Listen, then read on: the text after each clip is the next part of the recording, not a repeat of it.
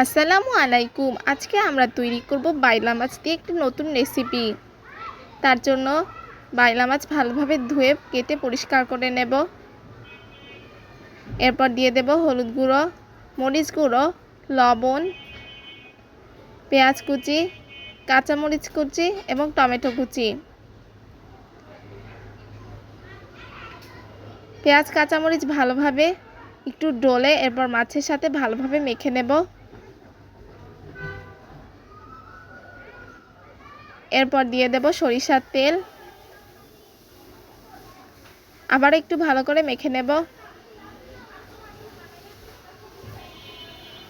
এরপর মাছ ভাজার জন্য কড়াইতে দিয়ে দেব তেল।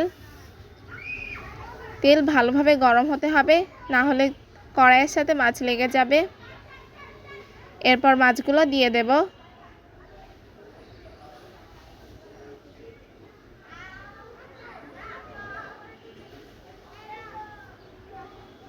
এরপর ঢেকে কিছুক্ষণ রান্না করে নেব। এ পর্যায়ে দিয়ে দেব ধনিয়া পাতা কুচি,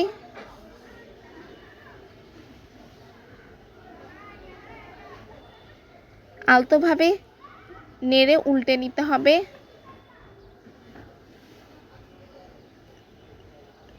না হলে মাছগুলো ভেঙে যাবে।